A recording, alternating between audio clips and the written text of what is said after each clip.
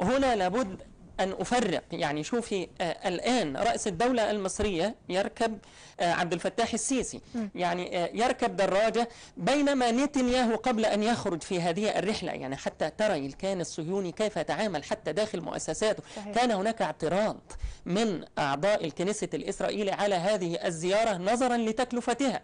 أنت رايح ليه؟ يعني حتى إن بعض المحللين بيقولوا إن الزيارة ديت لنتنياهو تعتبر زيارة استعراضية لنتنياهو، والغرض منها التسويق لنفسه والتسويق لتاريخ أخيه الذي قتل في مطار عنتيبي، كان في أوغندا.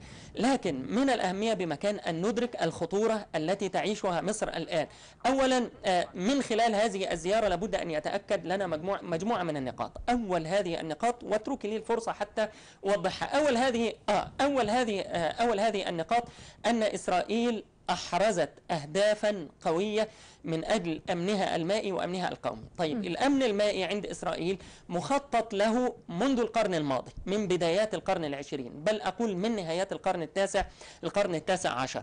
كما تعلمين إسرائيل كانت تتعامل مع المياه الموجودة في المنطقة العربية، مياه نهر الأردن، بحيرة طبرية، المياه الجوفية التي كانت موجودة في سيناء، يعني حتى كمان المياه الجوفية الموجودة في لبنان. هذا الأمر كان حيوي بالنسبة لها، ولذلك هي كانت تسعى بقوة لأن تحصل على مياه نهر النيل. كان هناك اتفاقية كامب ديفيد واتفاقية السلام وترعة السلام وغيرها. طيب هناك نقطة أخرى تسعى لها إسرائيل وهي ضمن استراتيجيات الكيان الصهيوني، وهو تأمين إسرائيل في موقعها من خلال البحر الأحمر.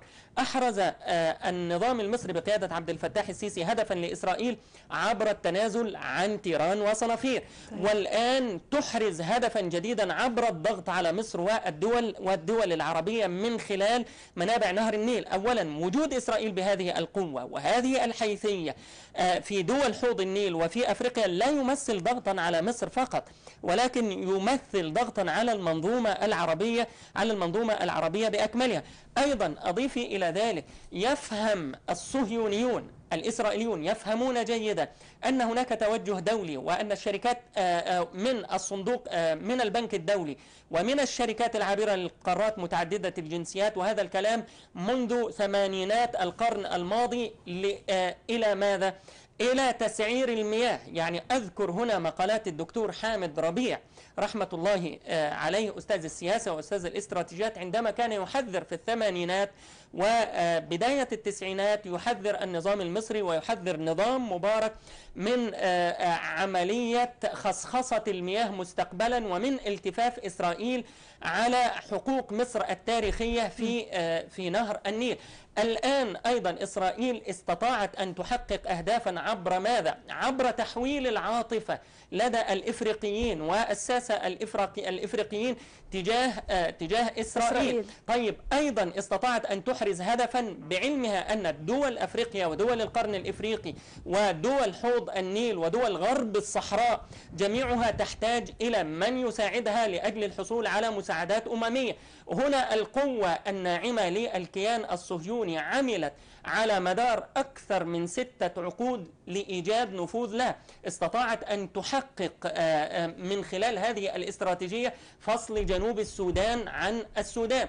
استطاعت أيضا أن تنفذ إلى صناع القرار داخل مصر وأن تجعل مصر محايدة تماما. يعني منذ عصر مبارك على سبيل المثال وزيارته لأثيوبيا ومحاولة الاغتيال التي تمت له في أثيوبيا، بدأ مبارك كنوع من المكايدة وبدأ نظام حكمه يتراجع تماما عن الاهتمام بأفريقيا.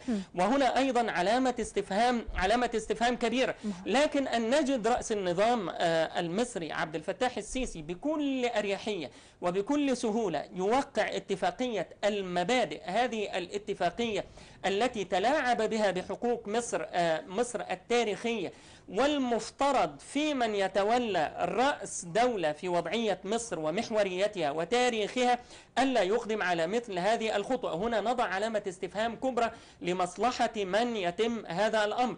هنا نستطيع أن نفهم بهذه الزيارة التي قام بها نتنياهو الآن، نستطيع أن نفهم هل هناك تواطؤ من رأس الدولة المصرية لتحقيق هذه الاستراتيجية عندما نضع مجموعة من المعلومات إلى جوار بعضها البعض وتمثل مجموعة من معطيات لمعادلة نتيجتها في الآخر توصيل مياه النيل إلى إسرائيل؟ هذه المعطيات هي عملية إنشاء السحارات أسفل قناة السويس على سبيل المثال، عمليات التنظيف وعمليات التهيئة لترعة السلام الآن مرة أخرى.